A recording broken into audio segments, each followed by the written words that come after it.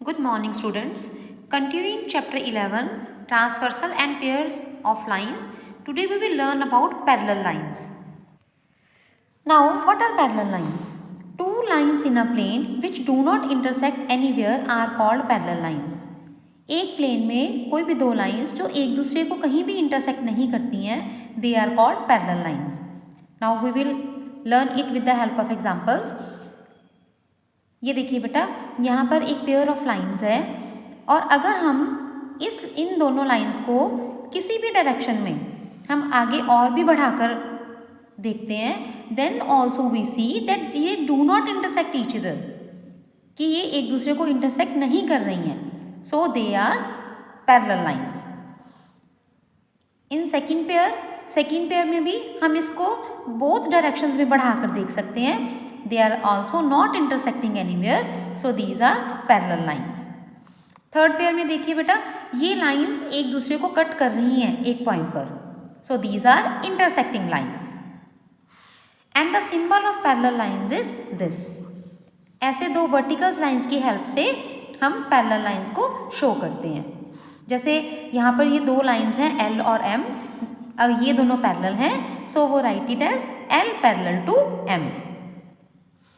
And next condition is distance between parallel lines is always same. ये जो parallel lines हैं, हम इनके बीच में कहीं भी distance देख लें, वो distance हमेशा same होगा. आप यहाँ भी देख सकते हो, ऐसे ही आप यहाँ भी देख सकते हो बेटा, कहीं भी इनके बीच में आप distance देख लो, वो हमेशा same है. अगर तो इनके बीच में distance same है, then it is a pair of parallel lines. And by chance if you see that distance is not same, it means that it is not a pair of parallel lines. Okay. Now on the basis of this definition we will do worksheet 3. First sum is identify parallel line segments in the figures given below. हमें कुछ figures दी हुई हैं और उनमें से हमें बताना है कि कौन कौन सी parallel lines हैं. A पार्ट में देखिए बेटा, AB के पैरेलल है ED, क्योंकि ये दो लाइंस हैं जो एक दूसरे को कहीं भी इंटरसेक्ट नहीं कर रही हैं. बी पार्ट में देखिए, AB के सामने जो इंटरसेक्ट नहीं कर रही है that is ED. Then EF की पैरेलल है BC. Then DC, now a line parallel to DC is AF. Similarly, you can do C and D part. In second sum, give 3 examples of parallel lines from your environment. हमें अपने आसपास देखना है कि कहाँ पर हमें parallel lines जो हैं वो example जो हैं वो मिल रहे हैं. जैसे edges of a table, आप टेबल के edges देखिए, वो कहीं भी मिलते नहीं हैं. So it is an example of parallel lines.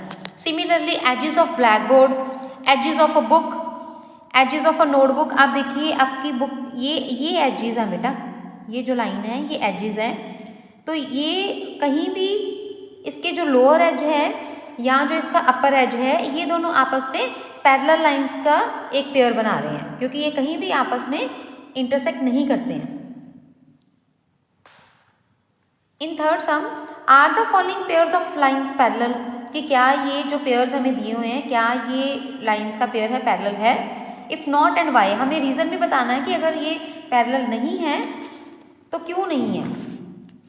आप देखिए बेटा, इनके बीच में डिस्टेंस देखो, यहाँ पर डिस्टेंस है that is more and here there is less distance. तो जैसे हम इसको आगे और एक्सटेंड करेंगे, जो डिफरेंस है वो और कम हो जाएगा और ये किसी ना किसी एक पॉइंट पर आकर एक दूसरे को इंटरसेक्ट करेंगे.